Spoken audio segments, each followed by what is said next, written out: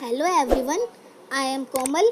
ये मेरा first YouTube video है, तो अगर आपको ये पसंद आए तो प्लीज़ लाइक भी करना। कि कोई डाउट हो तो वो भी सारे कमेंट सेक्शन खुला है, आप उसमें पूछ सकते हैं। अगर आपको इन नोट्स का पीडीएफ चाहिए तो वो आपको मेरे इंस्टाग्राम आईडी और मेरे टेलीग्राम चैनल पे मिल जाएगा, जिसका लिंक डिस्क्रिप्शन में है। तो आप वहाँ से मेरे टेलीग्राम चैनल और इंस्टाग्राम आईडी को फॉलो कर लीजिए। Now let's start our new unit, that is aggregate demand and aggregate supply. So aggregate demand and aggregate supply सबसे ज़्यादा मार्क्स की यूनिट है मैक्रो में, और सबसे अच्छी यूनिट, सबसे ज़्यादा मार्क्स की वेटेज वाली यूनिट है, तो इस पर थोड़ा ध्यान रखना। So let's start it. What is now let's begin with employment. So what is employment? Economic activity में एंगेज्ड होना हमारा एम्प्लॉयमेंट कहलाता है। इकोनॉमिक एक्टिविटी में एंगेज्ड होना हमारा एम्प्लॉयमेंट कहलाता है। अब आप सभी जानते हैं कि हम एम्प्लॉयमेंट क्यों चाहते हैं या हम क्यों काम करना चाहते हैं। Just to generate some income, कुछ इनकम करने के लिए, कुछ कमाने के लिए, इसलिए हम एम्प्लॉयमेंट करते हैं। क्यों करते हैं हम एम्प्लॉयमेंट? कुछ इनकम जनरेट करने के लिए।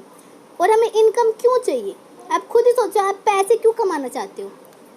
कंजम्पशन के लिए, मतलब हम कुछ भी खरीद सकें, हम कंज्यूम कर सकें अच्छी अच्छी चीज़ों को, इसलिए हम इनकम जनरेट करना चाहते हैं। सो let's move to aggregate demand and aggregate supply. Now let's start. What is aggregate demand? Aggregate demand refers to the total value of final goods and services all the sector of an economy are planning to buy during a period of time. इसका मतलब है aggregate demand क्या है? The total value of goods and services. Goods और services की total value जिस पे economy के सारे सेक्टर प्लान करे उसे खरीदने के लिए। ऐसी वैल्यू गुड्स एंड सर्विसेज की जिस पे इकोनॉमी के सारे सेक्टर उस चीज़ को खरीदने के लिए राजी हो जाएं during a period of time is termed as aggregate demand. Now let's talk about aggregate demand. Aggregate demand is equals to C plus I, that means भी कंजम्पशन प्लस इनकम, या ओके, कंजम्पशन प्लस एक्सपेंडिचर या investment, consumption plus investment. AD is equals to consumption plus investment. Now components of AD, components of AD, that will be C, I, G, X minus M. C means private final consumption expenditure. Private कितना हमने consume किया, कितना expenditure किया हमने private पे। I for investment expenditure, investment हमने कितना investment में खर्चा किया। G for government final consumption expenditure, हमने गवर्नमेंट ने कितना खर्चा किया। एक्स माइनस एम का मतलब है नेट एक्सपोर्ट। नेट एक्सपोर्ट्स कैसे निकलता है हमारा? Export minus import. हम अगर टोटल एक्सपोर्ट्स में से इम्पोर्ट माइनस कर दे तो हमारा नेट एक्सपोर्ट्स निकल जाता है। तो ये कॉम्पोनेंट्स है, इस कॉम्पोनेंट्स में आपको कुछ समझने की जरूरत नहीं है, बस आप इतना ध्यान रखना सी हम क्यों यूज़ करते हैं, सी किस चीज़ के लिए है, आई क्यों है, जी क्यों है, एक्स माइनस एम, बस। Now let's talk about aggregate supply. Aggregate supply के बारे में बात करते हैं। जैसे मैंने लिख रखा है, all producers produce final goods and services. सारे producers produce करते हैं goods and services. तो the total value of goods and services, total value of goods and services जितने की सप्लाई की जा रही है, aggregate supply, ठीक है। The total value of goods and services in which all the producers are willing to produce final goods and services at that value is termed as aggregate supply. जैसे aggregate supply refers to the money value of final goods and services that all the producers are willing to supply in an economy. जो भी मैंने बताया वही है ना, कि aggregate supply क्या है? टोटल वैल्यू या money value of goods and services की, गुड्स और सर्विसेज की क्या मनी वैल्यू है जिस पे सारे प्रोड्यूसर्स उसे सप्लाई करने के लिए राजी हो जाएं। अभी हमने एग्रीगेट डिमांड में क्या पढ़ा था कि सारे पर्सन जो है, ऑल सेक्टर ऑफ इकोनॉमी उस चीज़ को खरीदने के लिए तैयार हो जाएं, और यहाँ पे सारे प्रोड्यूसर्स उस चीज़ को बेचने के लिए तैयार या सप्लाई करने के लिए तैयार हो जाएं, वो एग्रीगेट सप्लाई। एग्रीगेट सप्लाई देखो, सप्लाई जो होती है वो जनरेट करती है इनकम को, aggregate supply generate national income.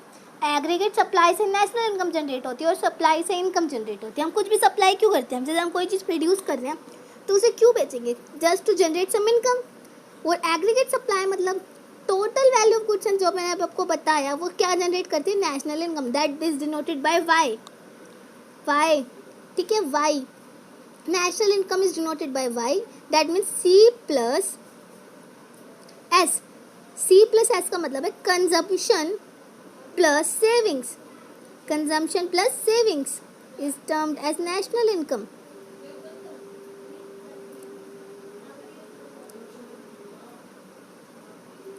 Now we will talk about consumption function. इस चैप्टर में हम ना 3 फंक्शंस पढ़ेंगे, that is consumption function, saving function and investment function. तो फर्स्ट हम पढ़ते हैं इन कंजम्पशन फंक्शन. क्या होता है कंजम्पशन फंक्शन? सी और Y, C for consumption and Y for income, इन दोनों के बीच का जो रिलेशनशिप है उसे कंजम्पशन फंक्शन कहते हैं. Functional relationship between C and Y is termed as consumption function.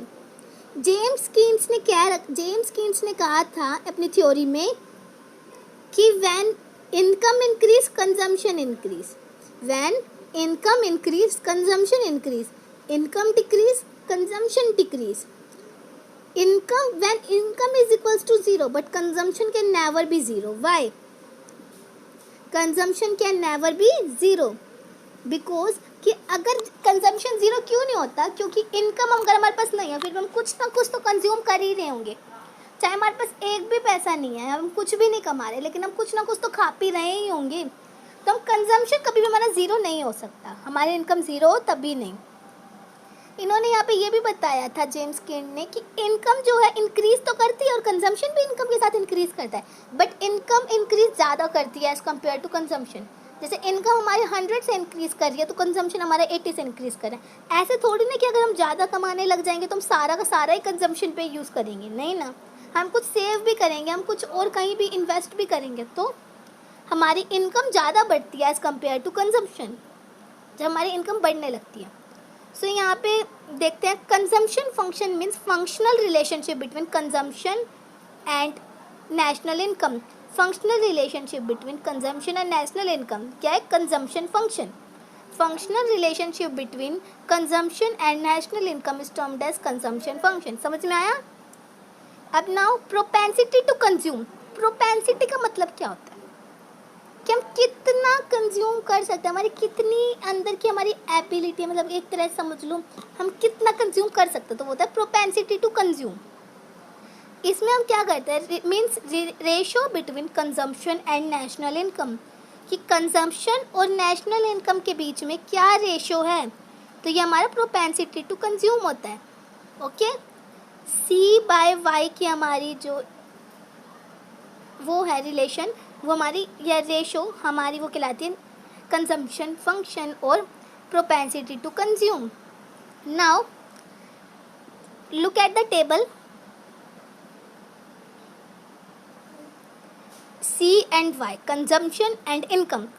First, when income is 0, consumption is 80. जब इनकम 0 थी तब भी 80 था कंजम्पशन. तो ऐसा कंजम्पशन जब इनकम 0 और कंजम्पशन फिर भी हो तो उस कंजम्पशन को कहते हैं हम ऑटोनोमस कंजम्पशन. क्या कहते हैं? Autonomous consumption. ऐसा कंजम्पशन जब इनकम 0 और फिर भी हम कुछ कंज्यूम कर रहे हैं तो उस कंजम्पशन को कहते हैं हम ऑटोनोमस कंजम्पशन. नाउ हमारा कंजम्पशन बढ़ के 160 हो गया, हमारी इनकम हो गई 100, हमने 100 रुपीज़ कमाए और हमारा कंजम्पशन हो गया 160. देन ऐसे बढ़ता जाएगा, यहाँ पे तक 300 से 320 तक हमारा कंजम्पशन ज़्यादा है इनकम से. तो ये जो हमारा था income is less than consumption, इन 3 उसमें फिर हमारा दोनों 400 हो गया, कंजम्पशन भी और इनकम भी. तो here Y is equals to C, that is break even point. तो इसमें अब अगर कंजम्पशन जो है इनकम 0 कंजम्पशन है फिर भी वो ऑटोनोमस कंजम्पशन.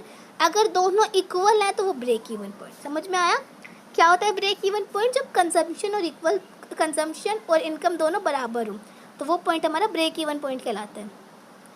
और अब हम बात करें, यहाँ पे कंजम्पशन हमारा 480 और इनकम हमारी 500, तो यहाँ पे हमारा इनकम बड़ी हो गई कंजम्पशन से, तो income is greater than consumption. यहाँ पे हमारी इनकम ज़्यादा है कंजम्पशन से. ठीक है, अब इसको अगर हमें डिफाइन करना पड़े इस पूरी टेबल को तो हम कैसे करेंगे? चलो देखते हैं. यहाँ पे relationship between income and consumption पे चलते हैं. तो इन्होंने बोला है there is a positive relationship between income and consumption. हमारे इनकम और कंजम्पशन के बीच में एक पॉजिटिव रिलेशनशिप है। व्हेन इनकम इज़ ज़ीरो, जब इनकम जो है हमारी क्या है, ज़ीरो, जब हमारी इनकम है ज़ीरो तब भी हमारा कुछ कंजम्पशन है जिसे हम क्या कहते हैं, autonomous consumption. When income is zero there will be a minimum consumption which is autonomous consumption. हमने पढ़ा था ना अभी, इनकम और इन दोनों में पॉजिटिव रिलेशनशिप होता है। जब हमारी इनकम ज़ीरो है फिर भी जो कंजम्पशन है वो है हमारा ऑटोनोमस कंजम्पशन। इसको हम सी बार से डिनोट करते हैं, किससे, सी बार से, ऑटोनोमस कंजम्पशन को। Now where income and consumption is equal to each other, जहाँ पे इनकम और कंजम्पशन हमारी इक्वल है एक दूसरे के, वो पॉइंट हमारा ब्रेक इवन पॉइंट। मैंने बताया था ना, where Y is equals to C the point is termed as break even point. Okay, before break even point, break even point हमारा पहले क्या था, हमारा कंजम्पशन ज़्यादा था, इनकम कम थी। Before break even point income is, before break even point income is less than consumption. Okay, यहाँ लेस लिखा है। Before break even point income is less than consumption and after break even point income is greater than consumption. ये हमने पूरी table ही define करी और कुछ नहीं। यहाँ पे हमने पहले बताया कि हमारे ऑटोनोमस कंजम्पशन क्या होता है, इन दोनों में पॉजिटिव रिलेशनशिप होता है, ब्रेक इवन पॉइंट क्या होता है और ब्रेक इवन पॉइंट से पहले क्या होता है, ब्रेक इवन पॉइंट के बाद क्या होता है, बस हमें यही लिखना है इसमें। आगे हम पढ़ने वाले हैं प्रोपेंसिटी टू कंज्यूम, ये हम करेंगे नेक्स्ट पार्ट में, तो पार्ट देखना भूलना मत। प्रोपेंसिटी टू कंज्यूम जो है काफ़ी अच्छा टॉपिक है, ये नेक्स्ट पार्ट में मैं कवर करने की कोशिश करूँगी। तो आपको अगर ये वीडियो अच्छी लगी तो प्लीज़ लाइक करना, और मुझे कोई भी डाउट हो तो वो आप मेरे से पूछ सकते हैं। आपको मैंने नीचे मैं अपने डिस्क्रिप्शन में सब कुछ बता दूँगी, मेरी इंस्टाग्राम आईडी और टेलीग्राम आईडी, उसमें आपको अगर कोई डाउट है तो आप इंस्टाग्राम और टेलीग्राम पे भी पूछ सकते हैं, वरना आप कमेंट सेक्शन तो आपके लिए खुला है, तो आप वहाँ पे ज़रूर पूछें। ओके।